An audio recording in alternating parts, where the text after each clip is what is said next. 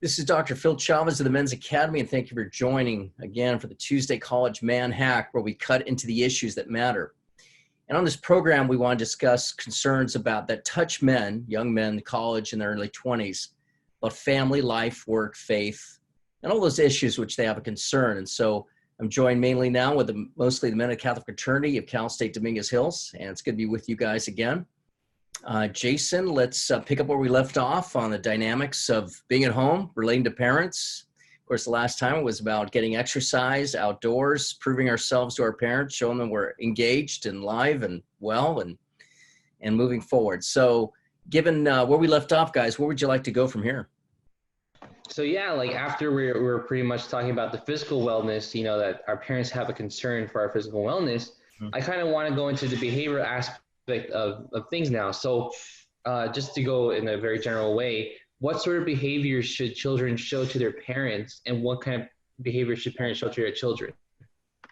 Yeah, it's interesting. If you look at the Old Testament and to some extent the New, one of the things you'll find is God's blessings when you continue to respect your parents, right? Now, to continue to respect your parents doesn't mean you're completely passive and don't talk to them or open up about certain concerns you have. Actually, when you do open up a certain concern that really needs to be talked about, that is a way of respecting your parents and your relationship with them, right? And so one of the things you always want to preserve at all times in your life to lead a good life and a happy one and a blessed one is that you honor your parents. And so that commandment's very, very important, right? And so, but yeah, at your age, that can be a little bit, that's a bit undefined as you're kind of in the middle, seeking it. You're not quite independent and you are dependent on certain levels. You want to be independent. You are becoming more mature. And so your relationship with them, as even starts in the, near the end of high school, in some way has a character that really changes, right? Or if it hasn't, it really should, to the extent that you guys can, you should show a certain independence from your parents. But again, that stress, as long as you're still living with them, that's going to present some real challenges insofar as you want to, break into a life that's all your own, but yet still dependent in great measure on your parents. It's tough. That's really tough. What do you see some of the challenges now, Jason, with some of your own relationships with your own parental relationships, or even those that you see in some of your friends? Yeah, it's like I think it's very common for me back in high school when I always had this thought like, oh, I want to be with my friends now, like I'm already done hanging out with my parents. I want to go out with my friends like at nighttime, go party or something, right? And I guess like sometimes in cases it would kind of neglect family dinner, right? Because boys' night out is like 7 p.m. and then family dinner 7 p.m. Do you get me? So it's sort of like that's kind of what happened to me back then, and I fully understand that now. That's I mean I always want to prioritize what I have with my parents first, and it's always about like I guess understanding and learning. And that's what I definitely learned. And it was difficult for me when I was younger. And I think when it comes to being older, I have a better maturity in how I see my relationship with my parents. So, okay. As you were talking, one of the things I was thinking of, Jason, is that I remember when I was in college, there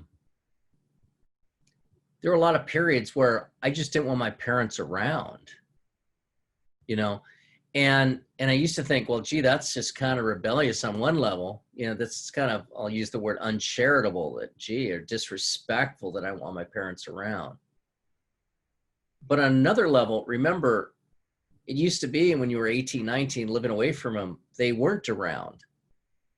So this desire to have them not around, I think is in some way kind of a natural desire that's with the man that you don't desire your parents to be around because they shouldn't be around. You're trying to find your own way. And, the reality is, as long as your parents are still around, there's an element there where they're still watching over you, right? And so when they're not around, they're not watching. And so therefore you can exercise a certain independence of not just your actions, but even the way you think and the way you process, right? So, That's tough, you know, because it appears, you know, even when you're home, it appears disrespectful when you don't want to be with your parents or be around, you know. For example, I remember even, you know, being in college when I was 20. I mean, sad to say that, you know, I could think of times where I wanted to be with some friends even during like Christmas, right? Or, you know, I wasn't even thinking so much. I mean, I was trying to make my family obligations, but I didn't always want to meet those family obligations. And as I look back, you know, there was a part of me that felt a little guilty about that, but there's a part of me that says, well, gee, that's a natural desire. You know, I mean, because in some way, when you grow older, you want to be in relationships that are independent from those belonging to your parents and immediate family. So there's a certain naturalness about the desire. But again, you do have the stress. So as long as you're under your parents' roof, you know, it's incumbent upon you to, you know, those special occasions, you know, to be present. But not to feel so much guilt that you want to be independent from them. I don't know if that makes sense. Um, yeah. And your parents, well, they'll even, you know, they may have their ways of making you feel guilty for not wanting to be around them, you know, or not wanting to participate or being discouraged or disappointed as a result of that. And I think that's natural for a parent. So yeah, on a parent's perspective, on their level, they need to understand and realize and recognize the natural desire for independence, um, especially on the part of men. Women don't seem to push that need when they're living at home for that independence like men do, but even they still have it. In fact, even a woman, she'll, you know, when she gets, you know, even 19 or 20, there's something about their nature too, which really seeks to be connected with another man other than their father, you know, and that's just natural because women especially desire to be married. I mean, of course, the contemporary age has changed that a little bit from their habits, but women have a desire to be married, you know, in their late teens, early 20s, more so than men do. So there's different dynamics by which they want to gravitate toward a boyfriend and away from their father. Men, we want to gravitate away from our parents, not so much because of marriage sake, but because we just want to be independent, right? Yeah, different dynamics there. What do you think? I'd have to say that I definitely agree with you and actually relate to not necessarily always wanting to be around your parents. And Yeah. I feel like part of this comes in the form of me not wanting to have conversations with them about certain things that I'm doing. And Interesting. it's because, Yeah. it's not that, um, it's not that I wouldn't want their take on certain things. Hmm. It's just their, I think it's the idea they have of I think the superiority complex of their ideas or how they're Yeah. talking to you about what you're doing. Yeah. And it's almost it's almost like a hyper. I want to say hypercritical, but it's definitely critical. It's like they have like a more critical analysis of what you're doing, but and yeah, I could argue definitely it's for your well being, and that's probably the intention they're coming with. But at the same time, it's not like I can speak about certain things with like a mentor. You know, it's much different conversation there. You know, you bring up some good points, Angel, and I think of them under at least two aspects. We could probably think of them under more, but I'm thinking first of all of a certain privacy.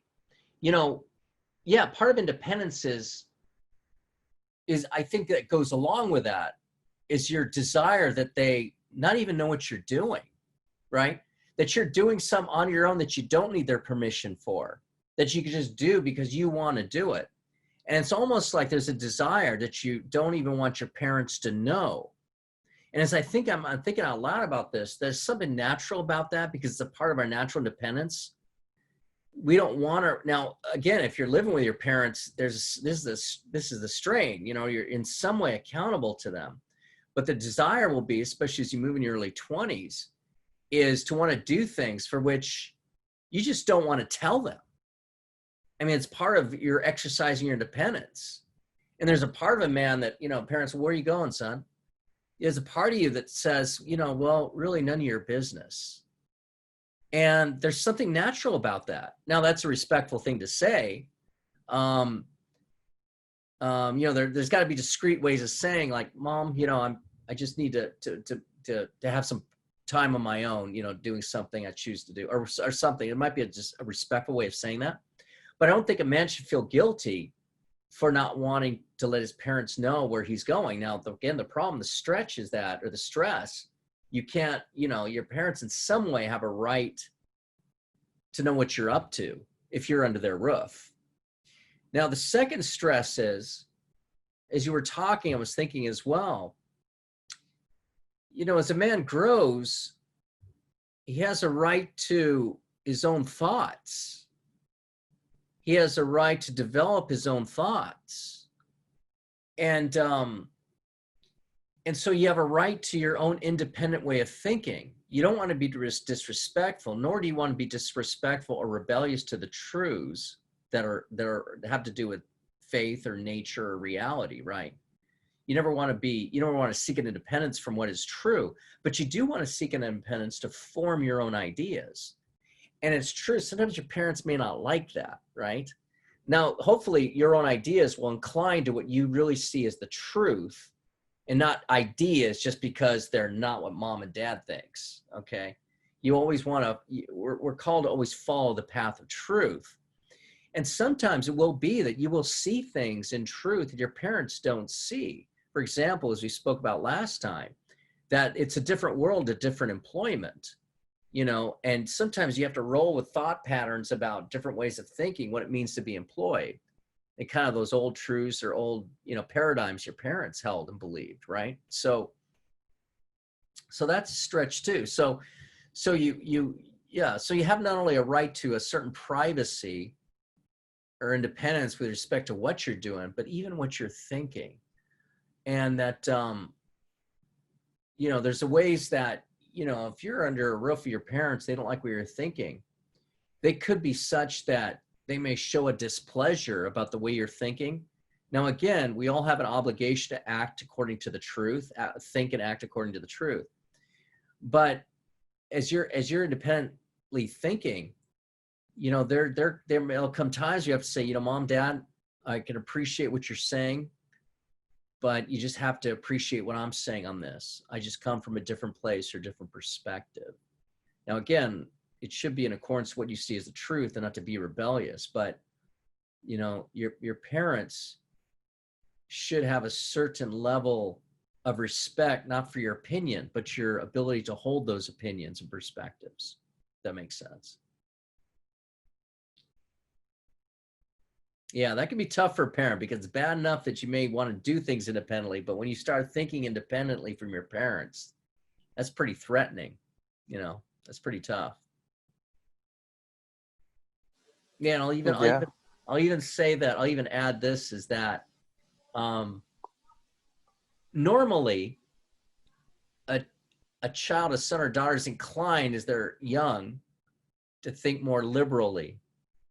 What's interesting is that, and I've seen this phenomena, it's in lesser than more, but lesser cases than more, is that sometimes children will maybe even be able to think more conservatively, and that will really throw your parents off, right? So it's natural that the youth are inclined to more liberal ideas, but if you're inclined to more conservative ideas, that can make sometimes parents really step back and not like what's going on in your life. Yeah. I remember some things when I was growing up, I thought a little more conservatively than my parents did. And there was a real stress in that, by the way, a real stress. Yeah. Any thoughts on that, Jason? Yeah. So basically the how values clash between the child and then the parent. So and I think that's definitely common for many of us, growing with a two-parent household, and especially parents who always provided you everything, right? So you have this idea that you want on your own, but then they're saying oh, I give you food on the table, I'm paying for your education. So that's like, that's, that's a very common comeback that a lot of parents, I would say, do. And it in part, it's valid, right? Because at the same time, you do owe a certain, like, respect and a certain, like, responsibility to your parents, because if you don't do that, so like, what's the purpose of them providing you? You get me? And I remember my teacher saying that you want to make sure you owe it to your parents with hard work. And he said, like, you do not want to be an expensive pet. You get me? Because it's almost like an expensive pet. I know that sounds really mean, but he just said it like as a joke. So that's something that what kind of reminded me of this when we're talking about this whole part. It's interesting. And this, okay, you bring up a very good point, Jason. And that is, yeah, I think as I understand you, you naturally said, well, if you're under the dependence of your parents that are providing food, well, they kind of naturally expect you to uphold their values. And I think that's right. And, to a certain extent, when you're a minor, they, believe it or not, they do have a certain right to dictate the kind of faith that you follow. Okay. So if they expect you to go to church while you're still a minor, even when you're under their roof, there's a certain obligation you have to be deferential to their values. However, that being said, now I'm not sure how to make all the distinctions here, but as you grow older, you will be developing or concretizing the values you hold. Again, not in a rebellious way, because these are really the things that you really hold to be true. And so certainly, all the more so while you're still under the roof of your parents, you're to always show some respect for their values, even if you disagree with them. That they have the right to hold them, and you're not to be rebellious against their values. That's actually very much wrong. It's one thing to make words of respectful disagreement. We're not talking about that. But this is true. This is a very hard thing, is where when a child deviates in terms of the things that they hold to be true, or like you say, I think the best word is values.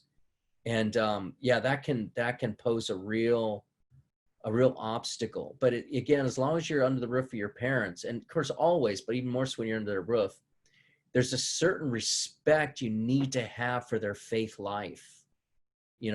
Obviously, if they're for hideous things, you don't show an overt respect for that. You can show a real disagreement, but you can't show it in such a way of a hard conflict. And this is what happens. When youth are, your age, it happens more. Well, I wouldn't say more so than not. Again, like I say, most of the time children are inclined to more liberal ideas than conservatives. They'll naturally incline that way. And so your parents will see that, you could be losing your values, and that will be very threatening to them, very, very hard. So this is a tough one here. But again, as long as you're with your parents, you can't be demeaning their faith or their values or the things that they hold precious. That's a grave violation against their right as parents, I believe. Yeah.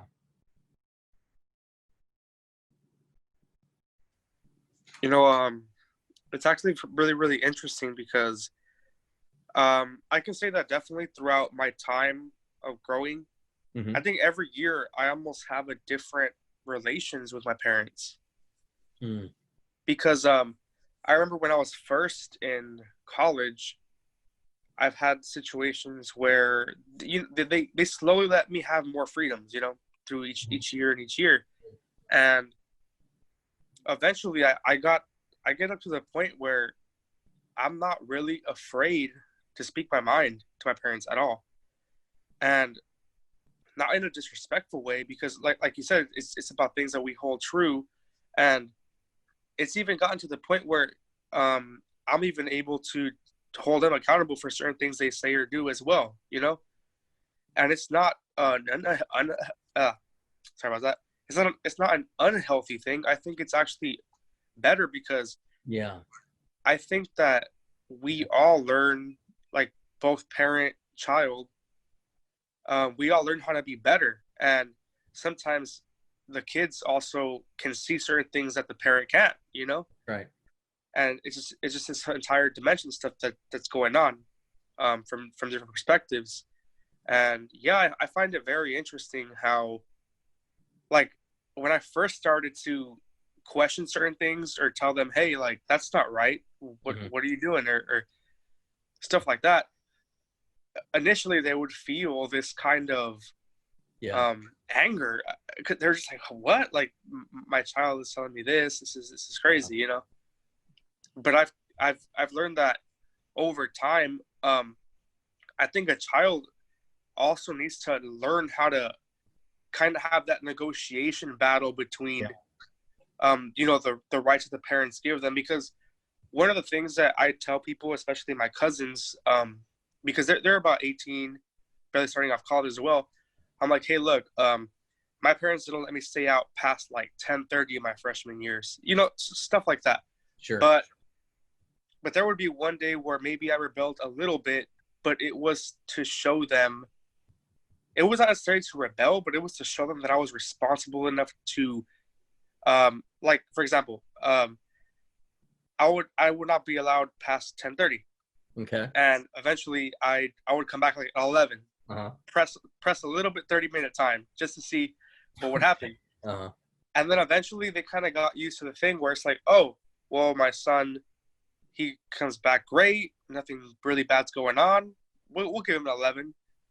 After a cool month of doing that, I'm like, okay, let me try 11:30 now. And then slowly, okay, well, there's this kind of,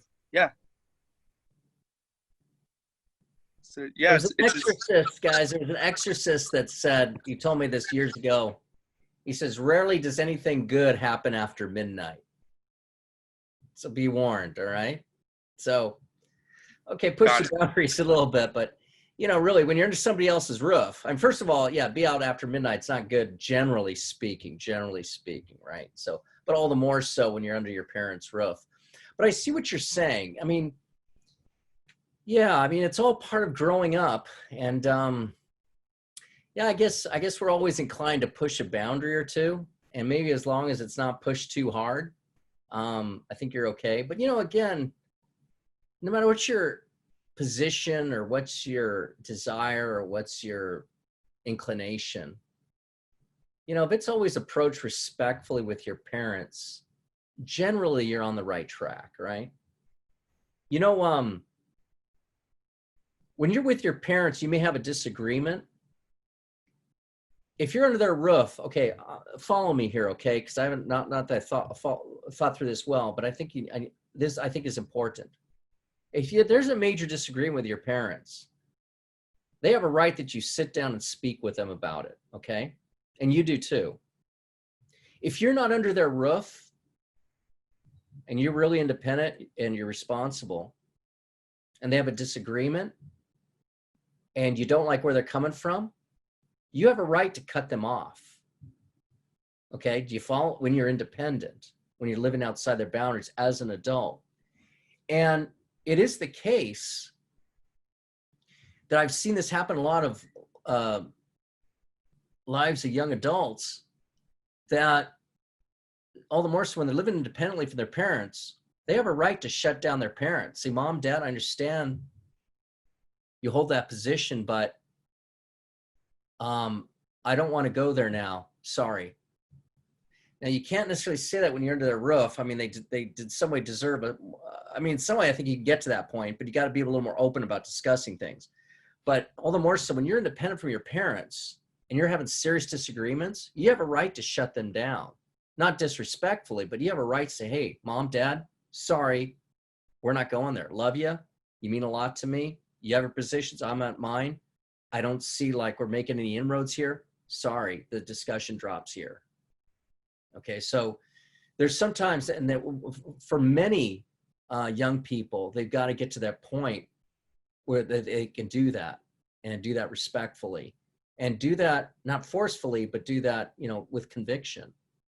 Again, when you're under their roof and there's serious disagreements, you know, it's you know, you do have an obligation to talk through that, even if they're being stubborn about certain things. Okay.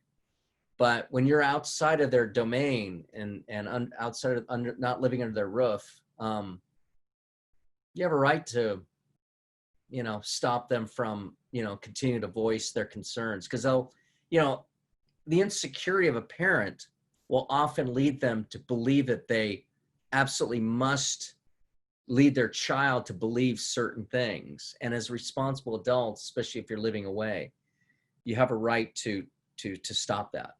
If it, all the more so, if it's becoming vexing or disturbing to your peace of soul, you have a right to shut your parents down. I definitely think it's interesting that you say that, because one of the things that for example, one of the things that I personally don't tolerate, and even though I definitely live under my parents' roof, is the act of speaking to me in a very disrespectful way. Okay. And yeah, and then that's something that whenever that happens to me, I voice it. And I've gotten to the point where I say, look, I'm not going to continue this conversation if you're talking to me in that way. And I don't do it in a form of disrespect. I do it in a form of, I feel like I'm growing and I need to get to a point where I can confidently hold my own. Sure. And I'd say it's because this especially happens more with my father, definitely. Because he has this very, like a powerful voice, and this kind of, and I definitely respect it. I respect it, definitely. But sometimes I'll get to a point where the anger will get out of control, and it just comes out like, whoa. And that stuff, and I definitely understand where the anger is coming from, but it's different than saying, hey son, can we talk about this? Or versus the attacking of the son or of that nature. So, and I definitely understand that this comes from the way his father treated him when he was growing up in Mexico. Okay. But so I also have to definitely be sympathetic and empathetic to that. But yeah, that's something that when I become a father, I want to have the practice of going up to my son or daughter and saying, hey, we have to talk about this, not in a way where it's very super, that confrontation mentality with it. Instead of being like, hey, let's work on this. Of course, there's times where we're going to have to be strict, and that is what it is. But it's about not letting certain things get out of control. Yeah, well said. And again, this, as you grow and advance, and as you become more and more independent from your parents, you have more and more of a right to insist that they stop any act of disrespect. All the more so if they make those acts of disrespect to you in front of a girlfriend or a wife or of a son or a daughter. You've got to shut that down, right? You've got to shut that down. And to walk away from your parents if they're gravely disrespecting you is not wrong.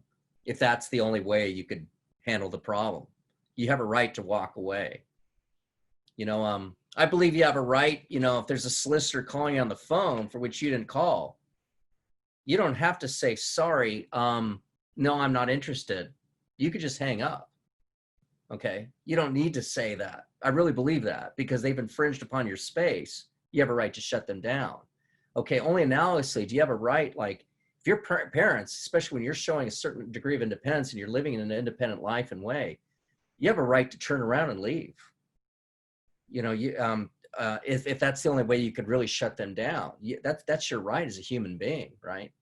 And so, and I've known some people that have had to do that, but definitely have had to have the talk with the parents and say, look, if you ever deal with me that way, all the more so around my kids or my wife, that is not going to happen any longer. That stops here and stops now, so, but again, the dynamics are a little bit different when you're under their roof.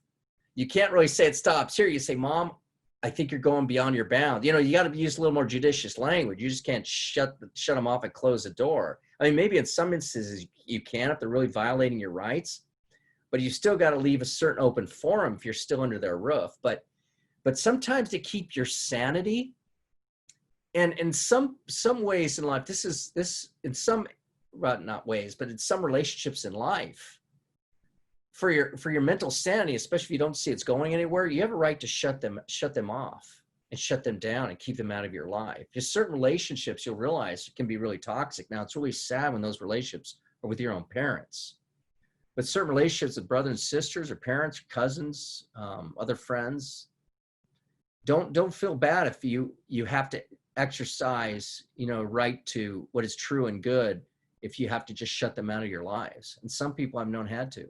And I've known some people I've had to recommend that to. They completely shut people out of their lives, even sons and daughters.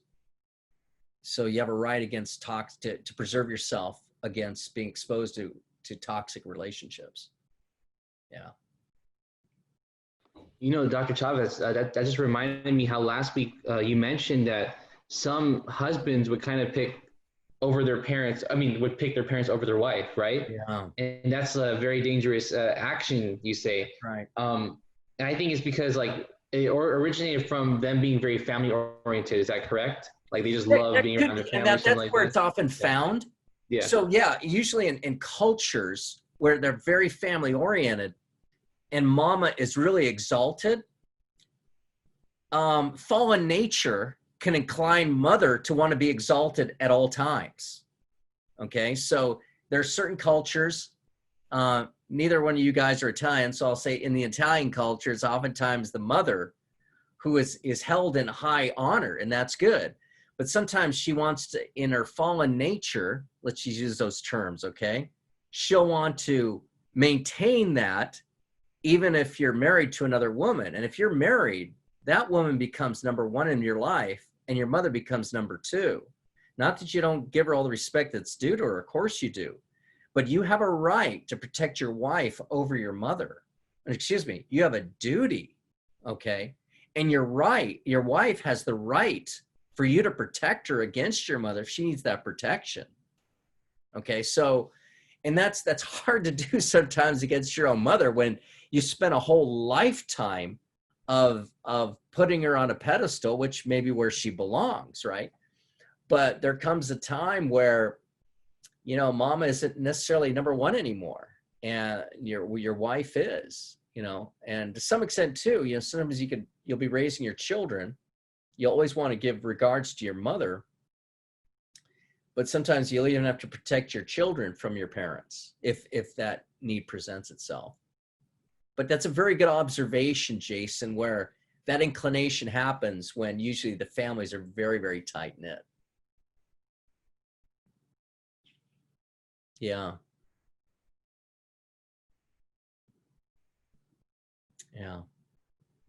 Yeah, I see that happen. Not to bang on the Italians, but I've lived in Italy for over 7 years, on and off, and so I've seen the way Italian mothers.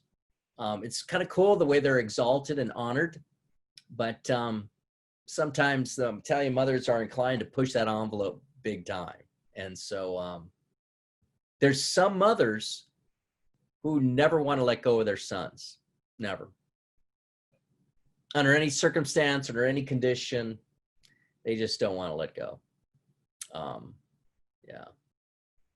And sad that the sons don't learn a healthy letting go. Yeah.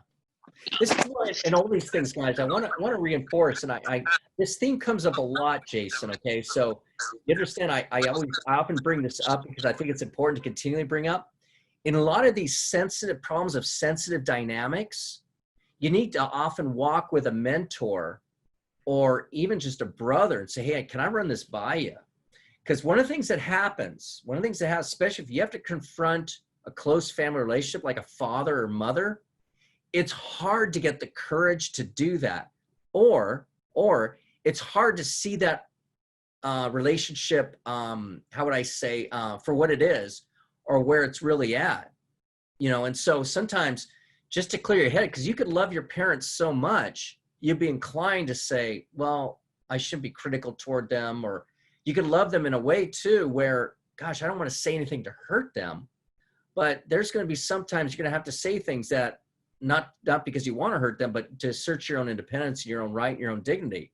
It's going to come across where you're going to have to confront them, and that will hurt them. But sometimes, because we don't want to hurt the ones we love, we often need backup advice or support from a friend or a mentor, especially who encourages, say, yeah, Jason, you got to confront your parents on this one. Sorry, your dad, on this point, you got to cut them off.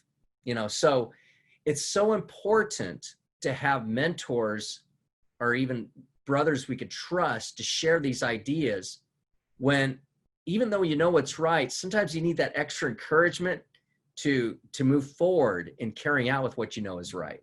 All right. So this is one of the reasons why mentors are so important, especially for delicate relationships. And all the more so as you grow older, you want to be very careful about the relationships for which you are most closest to. For example, as you grow and you take on a girlfriend and a wife, your care in that relationship becomes more important than your care in your parental relationships. Not that you want to ignore them, but one of the things, when you start going out with a girl and you get serious, do not take the road of isolation. Like, hey, this is me and my girlfriend, I have a right to, don't do that. In other words, there's certain things you do on your own privately, got that. But as you're walking with a wife and a girlfriend, you're preparing for marriage and having kids and making big decisions, you need to kind of, most men, for some of the bigger steps and the conflicts and all the rest and the challenges, you need help from a male mentor to make that through. Because I'll tell you what, you do not want to start making errors with your girlfriends and your wives in the beginning that can easily be resolved. And sometimes it's hard to see these things, and but it's important that you get good advice and you carry out this relationship soundly, because if you avoid some of these small errors in the beginning, you'll be avoiding the large ones in the end. Okay. Yeah, that's kind of vital. And a lot of men will make a lot of mistakes on leading women in their lives. And one of the mistakes, and this isn't to be derogatory in any way toward women, but women will sometimes, mothers and girlfriends and wives, will want to assert a kind of independence from you that's not proper, or a rebellion, or how would I say, a self-will, or even disrespect, that you need to deal with that. You need to deal with that. And again, it's through a mentor that can help you rectify and keep those relationships on a sound level. I've seen situations where, and it's very common, where women will want to rule the roost and push her boundaries beyond the authority of a husband. And that's not good. That is just not good. And it sets a bad precedent for family life. It's a bad precedent for your own personal harmony, and a really bad precedent for raising your children. Okay. So keeping that husband-wife relationship in good and right and healthy order. For most men, they need guidance. They need a mentor figure to help them through a lot of those challenges.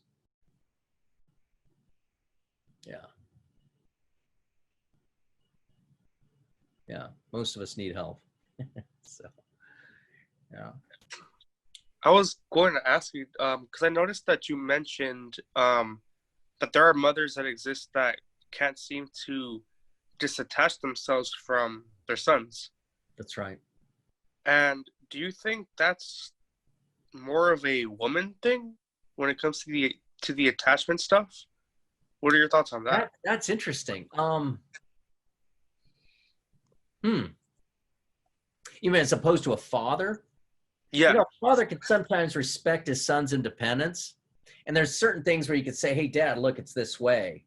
And there is something about man to man that's easier to rectify. And there's something about a woman that I think it's harder for her to see her son grow up than it is for a man. A man can let his son grow up, and some things may be hard, but sometimes, there's a harder break from a woman, for a mother to separate from her son than it is for a father. There's no question. That's I think you could say universal. And sometimes the problem is too, is that a mother doesn't get the kind of guidance from a husband that is needed to let the son exercise independence. And this is why a lot of mothers need to be, a lot of them need to be corrected and guided on this. Okay. And what happens, and I would say the far majority of the cases when they're not letting go, it's because the father has not taken a good role. And I'll use the terms, putting a mother in her place with respect to her son's independence. Okay. So, yeah, oftentimes mothers will go too far because the fathers are too afraid to guide them properly and to rectify things. Yeah. Yeah, it's usually, it's incumbent on a father to step in on a number of things, and that's one of them. Yeah. All right, brothers. Well, I think we've had a good session. I think we put a lot on the table there. Thanks again. Really enjoyed this. Hope you guys found this productive as I did, and yeah, appreciate chance to share ideas, guys. So let's close with a prayer. All right. Heavenly Father, we just give thee thanks for all the benefits you've given us, especially through our parents. Father, may we always show respect and regard for them in every condition at every time. Father, help us to see things always that would make for right human relationships, right family relationships. And may we always lead, protect, and provide in all these relationships to the extent that you can let us do so, and let us have the true freedom to bring everything to a place of true love, to true goodness, and to true service always. We ask all these things for your Son, our Lord, Jesus Christ. Amen.